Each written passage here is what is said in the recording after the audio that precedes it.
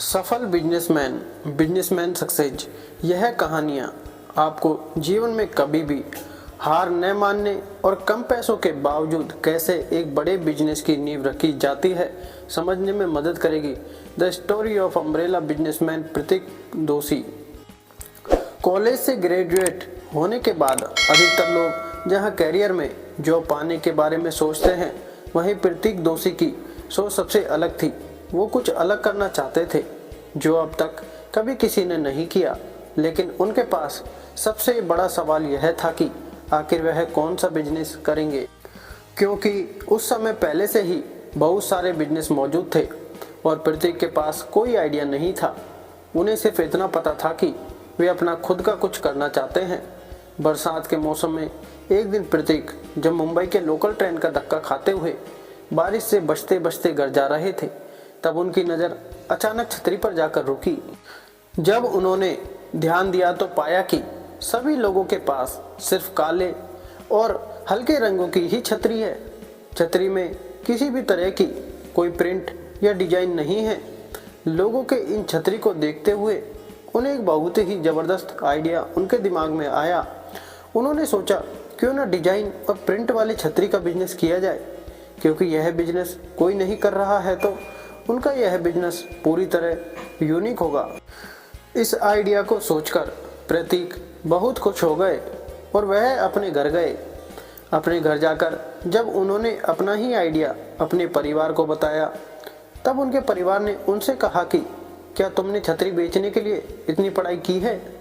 घर वालों को प्रतिक्रिया देखकर प्रतीक निराश जरूर हुए, लेकिन तब तक प्रतीक के मन में यह आइडिया पूरी तरह बस चुका था।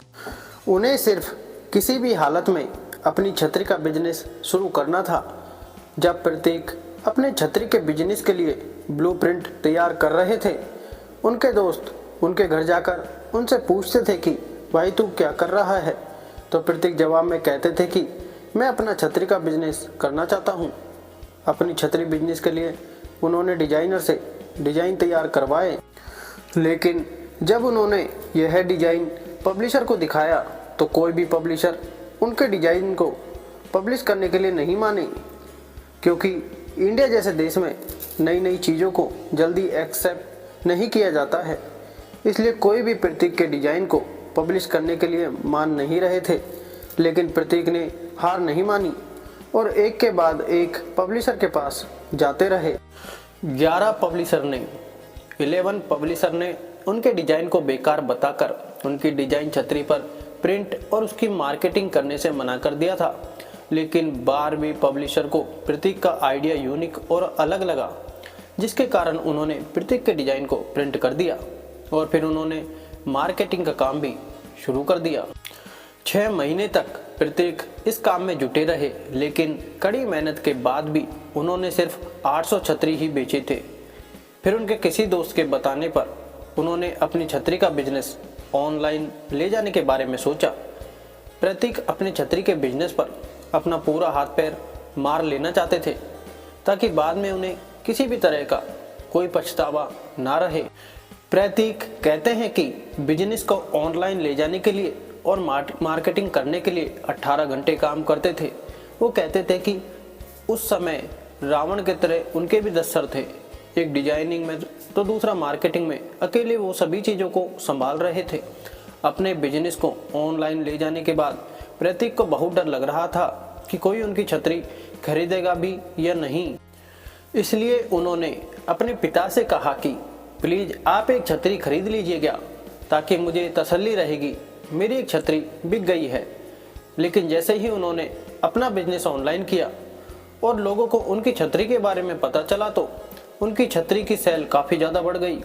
कोलकाता, तमिलनाडु, गुजरात जैसे राज्यों से उनकी छतरी की बहुत डिमांड की गई। सिर्फ 2 सप्ताह में वे अमेजॉन के छतरी बेचने वालों में बेस्ट सेलर की सूची में शामिल हो गए।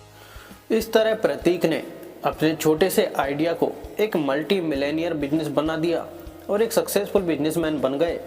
लेकिन उनका यह सफ़र बिल्कुल आसान नहीं था, क्योंकि किसी ने उनका साथ नहीं दिया और कई महीनों तक बिना किसी उम्मीद के मेहनत करने के बाद उन्हें वह मिला जिसकी उन्होंने कल्पना भी नहीं की थी। बिजनेस और सक्सेस ऐसे ही होती है। इसमें व्यक्ति को एक सही आइडिया पर लगातार काम करना होता है और उनकी मेहनत जरूर रंग आती है।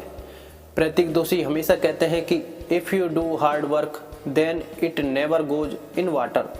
मतलब अगर आप मेहनत करेंगे तो आपकी मेहनत कभी भी पानी में नहीं जाएगी। सफल बिजनेसमैन सक्सेस स्टोरी अच्छी लगी हो तो वीडियो को लाइक करके चैनल को सब्सक्राइब करके बेल आइकन जरूर दबाएं। धन्यवाद।